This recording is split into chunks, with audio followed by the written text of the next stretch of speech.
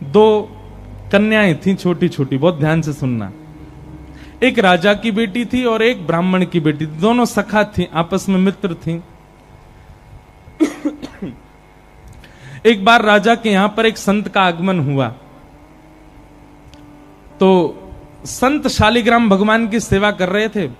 वो दोनों कन्याएं बैठ करके देख रही थी। दोनों के मन में भाव आया, इस संत जैसे सेवा करते हैं वैसी सेवा हमको भी मिल जाए।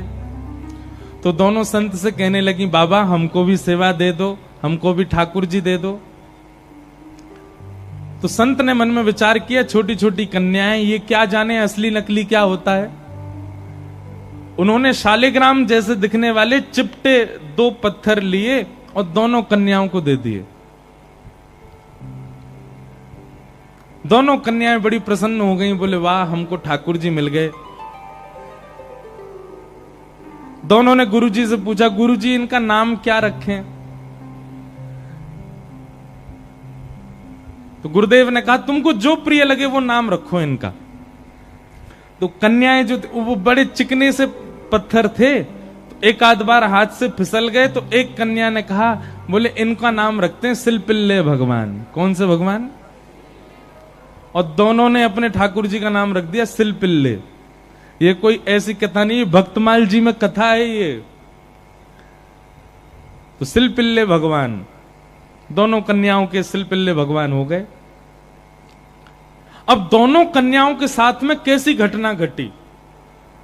तो जो ब्राह्मण कन्या थी, जब थोड़ी बड़ी हो गई, सिलपिल्ले भगवान की सेवा करती थी, उसके 2 भाई थे, दोनों भाइयों में विवाद हो गया। दोनों भाई अलग अलग रहने लगे। एक दिन विवाद के कारण बड़े भाई ने छोटे भाई के घर में आकर के लूट मार करी, उसको मार पीटा और घर का सारा सामान हड़प के ले गया। उसी सामान में बहन के सिलपिल्ले भगवान भी ले गया। और बहन तो बेचारी रोने लगी, उसके तो ऐसे प्राण हो गए मानो बस अब जीवित ही नहीं रह पाएगी ठाकुर जी के बिना। रोने लगी, भैया से कहने लगी, भैया बोला पूरा घर लुट गया, उसकी तुझको चिंता नहीं, वो तेरे पत्थर के भगवान खो गए उनके लिए रो रही है। बोले वो पत्थर नहीं है, मेरे प्राण है, मेरे जीवन है, वो नहीं मिले तो मैं प्राण निकल जाएंगे मेरे।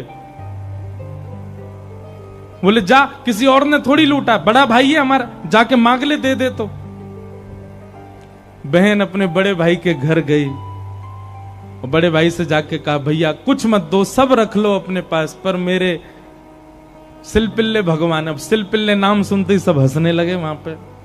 और जितने भी उसके भाई के साथ, वो तो गुंडा प्रवृत्ति का था, उसके साथ में जितने भी लोग सब हंसने लगे। अच्छा क्या नाम तुम्हारे ठाकुर जी का? बोले सिलपिल्ले भगवान। और जोर से हंसे। भैया मेरे भगवान दे। बोले अंदर सारा सामान पड़ा है, तू जाके अपने आप ढूंढ ले ठाकुर जी कहां हैं। अंदर जाने लगी तो एक जो उसके भाई का पूरा गैंग था, उसमें से एक बोला, अगर तेरी इतनी भक्ति है कि तू अपने भगवान के बगैर नहीं रह पा रही, तू यहीं खड़ी खड़ी बुला ले, तेरे ठाकुर जी अपने आप ही निकल के आ जाएं।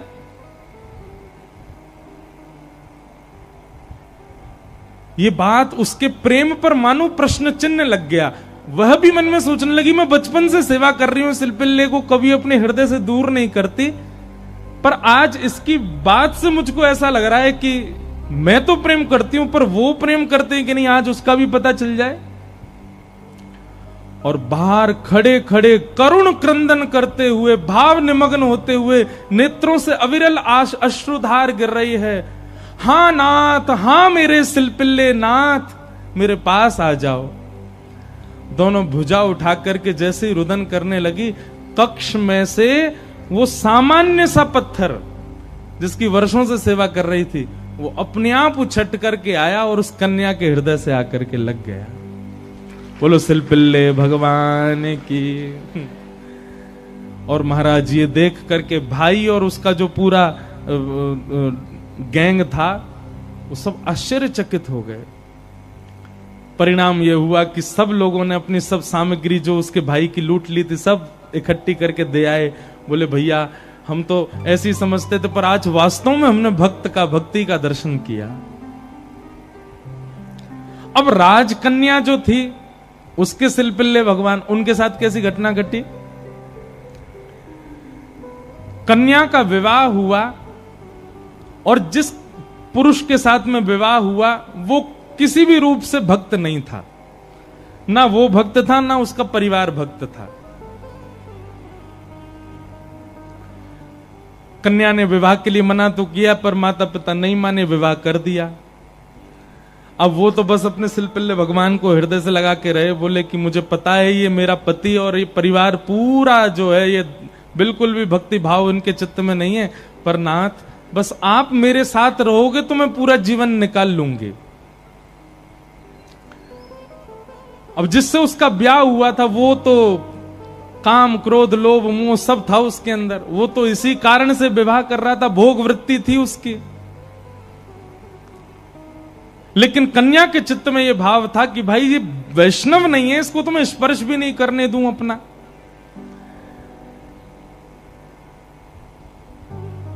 रात्रि में चर्चा कर रहा था पत्नी से, बातें करने लगा, बातें करते करते और उसने कहा ये क्या है तुम्हारे हाथ में? बोले ये मेरे भगवान है, सिलपिल्ले भगवान। सिलपिल्ले नाम सुनते ही इतना हंसा, हंसते हंसते बिस्तर से गिर गया। बोले कौन है? सिलपिल्ले भगवान। बोले आप हंसिए मत, ये मेरे ठाकुर जी हैं, मैं बचपन से इनकी सेवा करती हूं। अच्छा ठीक है, रखो इनको अपने पास। लेकिन वो उनको दूर करना चाह रहा था, बार बार लेकर के हटाना चाह रहा था। और वो राजकन्या कस के पकड़े, बोले नहीं आप इनको मुझसे दूर मत करो, ये मेरे प्राण है, ये अगर दूर हुए तो मैं प्राण त्याग दूंगी। 1 दिन 2 दिन 4-5 दिन बीत गए, लेकिन वो ऐसे ही रहे, सिलपिल्ले भगवान को हृदय से लगा के रहे। उसका यही था कि मैं पूरा जीवन इनके साथ नहीं रह सकती, पर आप रहोगे तो मैं रह लूंगी। एक दिन उस राजकुमार को क्रोध आया और उसने जब हट पूर्वक हाथ हटाए और वो सिलपिल्ले भगवान को खींच करके और बाहर एक सरोवर था, सरोवर में फेंक दिया। जैसे ही सरोवर में फेंका वो राजकन्या वहीं मूर्छित होकर गिर पड़ी। पूरा परिवार इकट्ठा हो गया, सब लोग सोचने लगे, बोले अरे ये क्या हो गया, इसके कहीं प्राण ना निकल जाएं, पूरे गांव में हमारी निंदा होगी, इसके पिताजी बहुत बड़े राजा हैं, हमको कारागृह में डाल देंगे। क्या किया तूने? बोले कुछ नहीं, पत्थर लगाए बैठी रहती थी, मैंने फेंक दिया तो नाटक कर रही है मूर्छा की। खूब प्रयास किया लेकिन होश में नहीं आई। जैसे तैसे होश में आई, वैद्य के बुलाने के बाद उठते ही मेरे सिलपिल्ले कहां हैं, मेरे सिलपिल्ले कहां हैं। गोताखोरों ने जाकर के पूरा सरोवर ढूंढ लिया लेकिन ठाकुर जी नहीं मिले। अंत तो गत्वा वही सरोवर के किनारे आकर के बैठ गई और रुदन करते हुए बोली, हे मेरे सिलपिल्ले नाथ, यदि मैंने वास्तव में बाल्यकाल से आपको अपना प्रियतम मान करके भेजा हो, आपकी निष्ठा से सेवा की हो, तो आप कृपा करके मेरे पास आ जाना। और यदि आप मेरे पास नहीं आए तो मैं एक क्षण और चिंतन नहीं करूंगी, तुरंत अपने प्राणों का परित्याग कर दूंगी। उसका पूरा परिवार खड़े होकर के देख रहा था। जैसे ही उसने कहा कि हे नाथ, यदि आप नहीं आए तो मैं प्राण त्याग दूंगी, ये बात कहते ही हाँ नाथ, हाँ नाथ, हाँ नाथ करुण क्रंदन करने लगी। तुरंत सरोवर में से अपने आप सिलपिल्ले भगवान निकल करके आए और उसकी छाती से आकर के लग गए। और ये दृश्य देख करके परिवार पूरा जो था वो तो नतमस्तक हो गया और उस कन्या को वापस उसके घर ही छोड़े आए। बोले भैया ये इतनी ऊंची श्रेणी नहीं है हमारी कि हम इसके साथ रहें, हमसे अपराध बनेगा यदि हम इनको अपने पास रखेंगे तो। ये तो हमारी कोई गुरु स्वरूपा है। प्रीति, अरे सामान्य से पत्थर को उन्होंने भगवान मान लिया और ठाकुर जी उसमें भाव। जरूरी नहीं है कि धातु प्रधान होता है, जरूरी नहीं है कि कोई वस्तु विशेष। ये बात आप बहुत ध्यान से सुनिएगा। कई लोग भेद मानते हैं, अपने लड्डू गोपाल को सामान्य समझते हैं, वृंदावन बिहारी लाल को विशेष समझते हैं। उनको लगता है मंदिर में जो बिहारी जी बैठे हैं ये विशेष हैं, हमारे संग जो डलिया में डोल रहे हैं ये इतने विशेष नहीं है। क्यों?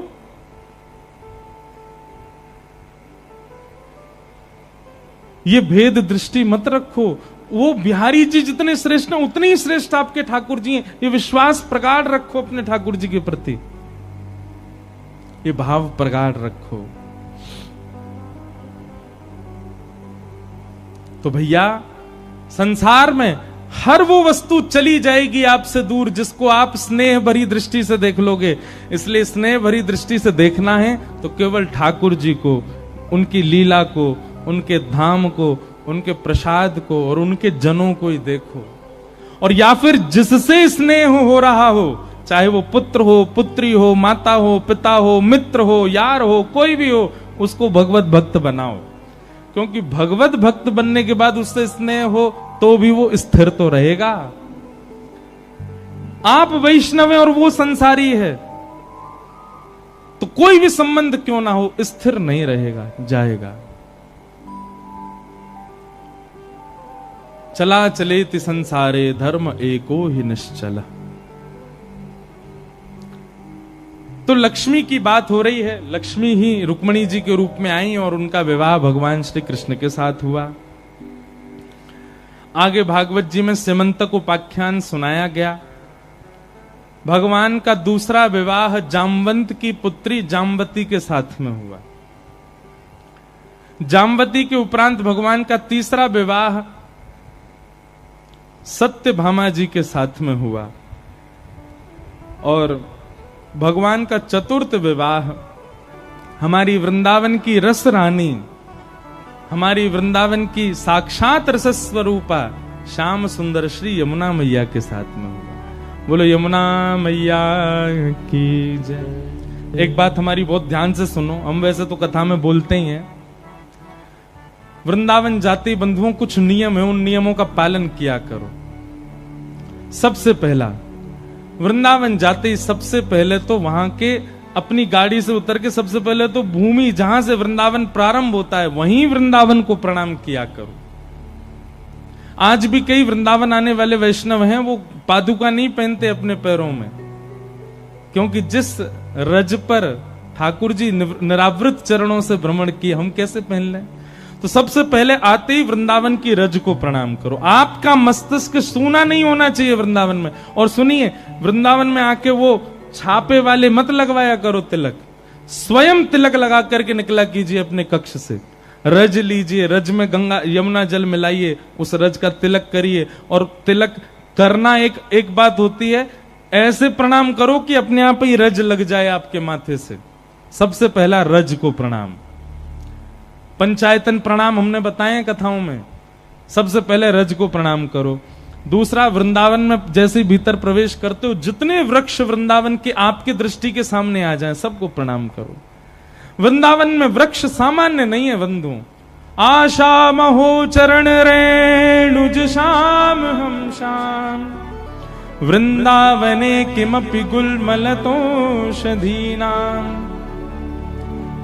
वृंदावन में जैसे किसी व्यक्ति ने अगर अखंड वृंदावन वास के लिए पूरा जीवन भजन किया कि हे नाथ मुझे अखंड वृंदावन वास मिले, और भजन करते करते उसके प्राण चले गए, तो अगले जन्म में वृंदावन में वृक्ष बन करके वो आ जाता है और वो अखंड वृंदावन वास करता है।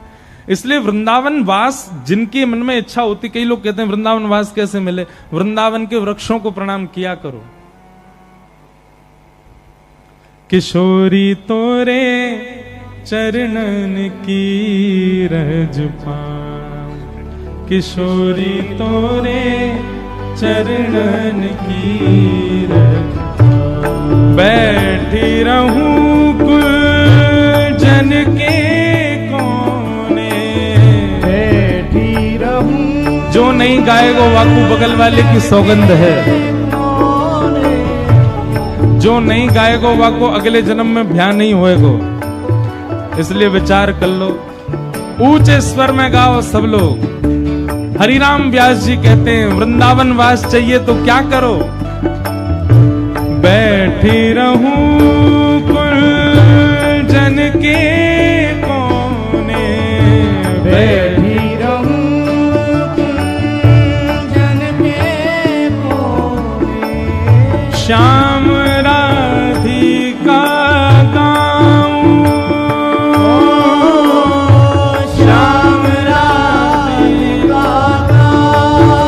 किशोरी तोरे चरणन की रज पाऊं, किशोरी तोरे चरणन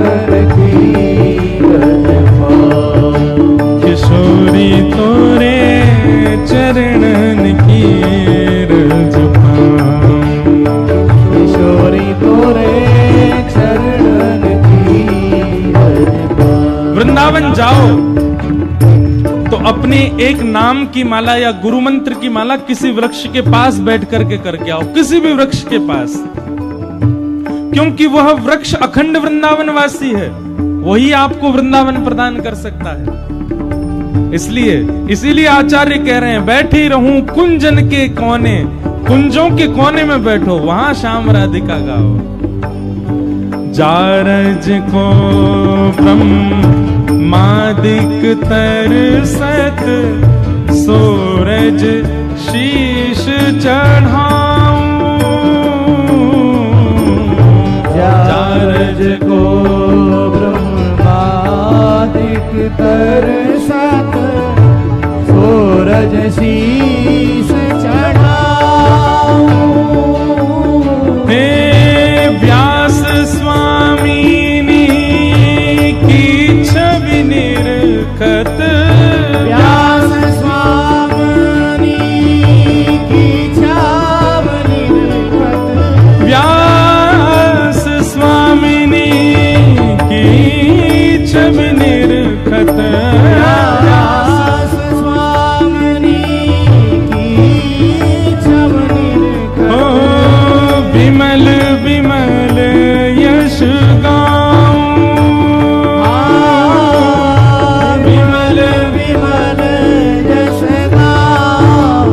किशोरी तोरे चरणन की रज पाऊं, किशोरी तोरे चरण की रज पाऊं। हे श्री राधे तेरे चरणन की रज पाऊं। श्री राधे तोरे चरणन की रज। मुझे दुनिया से नहीं लेना देना, मुझे दुनिया से नहीं लेना दे। श्री विनोद बाबा गाते हैं, हे मुझे दुनिया से नहीं लेना देना, मुझे दुनिया से नहीं लेना देना। ओ ये जगत है एक सपना, ये जगत है एक सपना, ये जगत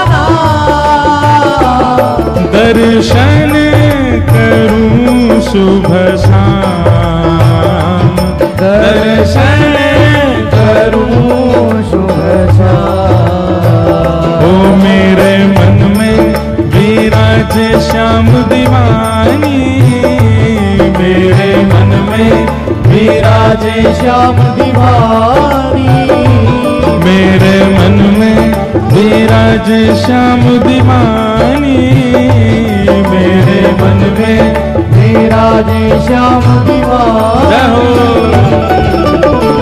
जहाँ विराजे राधा रानी, जहाँ विराजे राधा रानी, ओ मेरो मन लगो बरसाने में, जहाँ विराजे राधा रानी, मेरो मन लगो बरसाने में, जहाँ विराजे राधा रानी। हे मेरो मन लगो बरसाने में, जहाँ विराजे राधा रानी, मेरा मन लगाओ बरसाने में, जहाँ विराजे राधा रानी। ओ जय राधे राधे, जय राधे राधे, जय राधे राधे, जय राधे राधे, वृंदावन वारी, राधे राधे, कृष्ण भानु दुलारी, जय राधे राधे, जय श्यामा प्यारी, राधे राधे, तीरथ सुत प्यारी, जय राधे राधे, जय कुंज बिहारी, जय राधे राधे, जय राधे राधे, जय राधे राधे, जय राधे राधे, जय राधे राधे, श्री राधे राधे, राधे राधे, जय राधे राधे, जय राधे राधे, जय राधे राधे, राधे राधे, श्री राधे राधे, राधे राधे, जय राधे राधे, जय राधे राधे, जय राधे राधे, राधे राधे, जय राधे राधे, राधे राधे, जय राधे राधे, सब प्रेम से गाओ, राधे राधे, सब भाव से गाओ, राधे राधे, ऊंचे स्वर में गाओ, राधे राधे, सब भाव से गाओ, राधे राधे, मन मस्त मगन हो, राधे राधे, मन मस्त मगन हो, राधे राधे, श्री कृष्ण प्यारी, राधे राधे, वृंदावन वारी, राधे राधे, जय राधे राधे, जय राधे राधे, जय श्यामा प्यारी, हरिवंश दुलारी, ओ हरिदास प्यारी, जय राधे राधे, जय राधे राधे, जय जय श्री राम, जय जय श्री राम, जय जय श्री राम।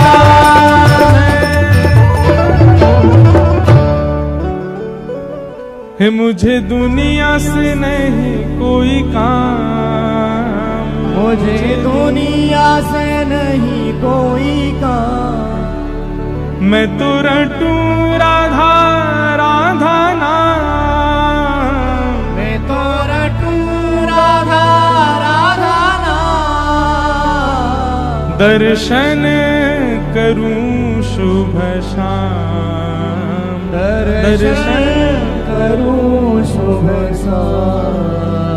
हे मेरे मन में विराजे श्याम दीवानी, मेरे मन में विराजे श्याम दीवानी,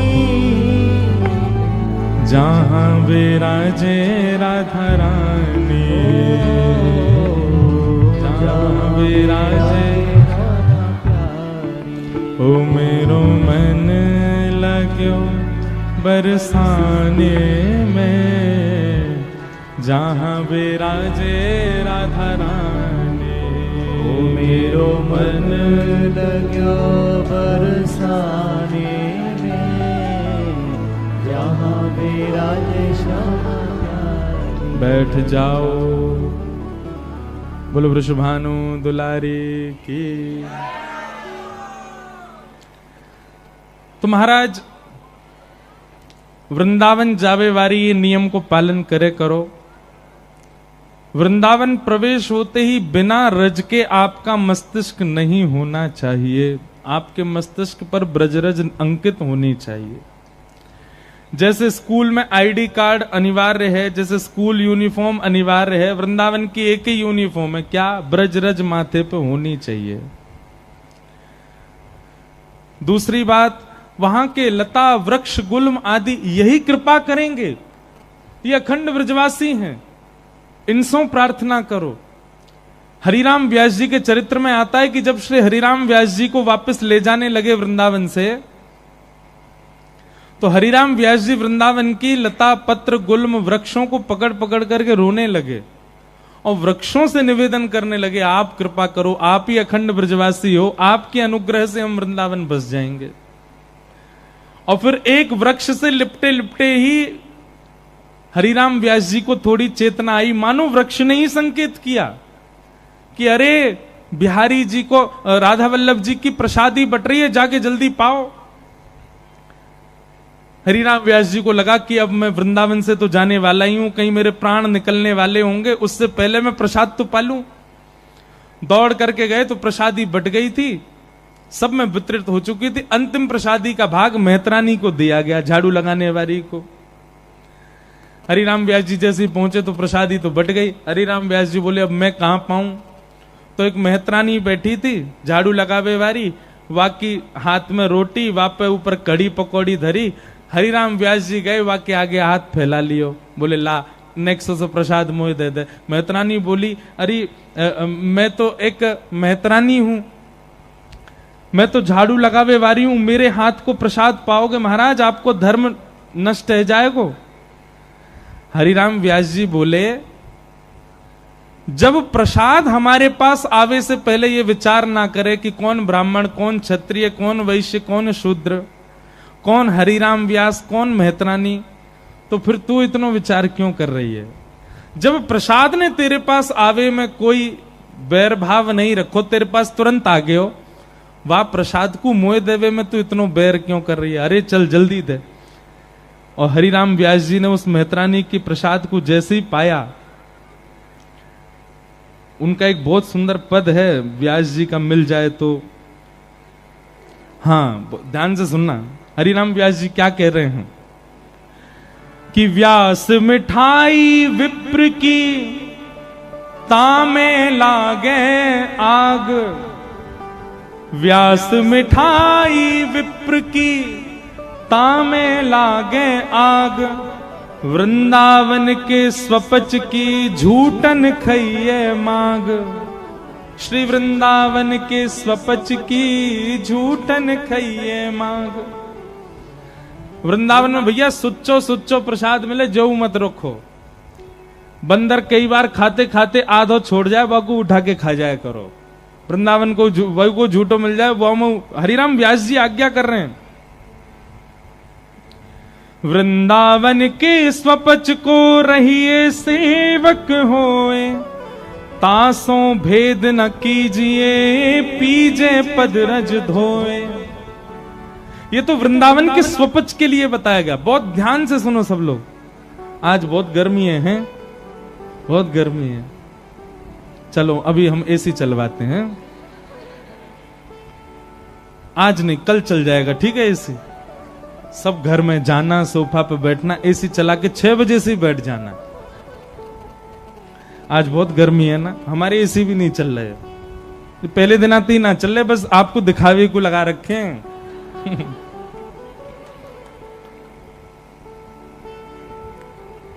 भैया वृंदावन की महिमा सुन लो। व्यास मिठाई विप्र की तामे लागे आग, वृंदावन के स्वपच की झूठन खइए माग। वृंदावन के स्वपच को, स्वपच किसको कहते हैं? जिसको हम जातियों में, वैसे तो जाति वृंदावन में खत्म हो जाती है, पर फिर भी जो बिल्कुल ऐसे कहते हैं नीची जाति है, वैसे कोई नीची नहीं होती। जात पात पूछे नहीं को, हरि को भजे सो हरि को हो। लेकिन फिर भी महाराज स्वपच का मतलब तो होता है कि जो उल्टा सीधा खाता हो, नहाता धोता भी नहीं हो, बिल्कुल अभद्र सा ही रहता हो, लेकिन वृंदावन का हो। वृंदावन के स्वपच को रहिए सेवक होए, तासों भेद न कीजिए पीजे पद रज धोए। महाराज वृंदावन के स्वपच की भी चरण रज धो करके पी लीजिए। क्यों? क्योंकि वृंदावन को है। व्यास कुलीनन कोटि मिली, पंडित लाख 25, स्वपच भक्त की पनही तुलीन तिनके शीश। व्यास सपच बहु तरि गए, एक नाम लवलीन, चढ़े नाब अभिमान की, बूढ़े बहुत कुलीन। अगर किसी को वृंदावन से बहुत प्रीति है ना, तो हमारी एक व्यासपीठ की आज्ञा मानिए, अब की बार वृंदावन जाइएगा तो व्यास वाणी लेकर के आइएगा। क्या लेके आना है? व्यास वाणी। जहां हरिराम व्यास जी के द्वारा कहे गए पद उसमें अंकित हैं। अच्छा, एक बात हम पहले ही बता दें, हरिराम व्यास जी के कई सारे पद ऐसे हैं, उनको पढ़ोगे तो आपको मन में जो है घबराहट हो सकती है, लेकिन वृंदावन की रीति यदि समझनी हो तो अब की बार वृंदावन जाइए और व्यास वाणी लेकर के आइए। अति सुंदर पद हैं व्यास जी के।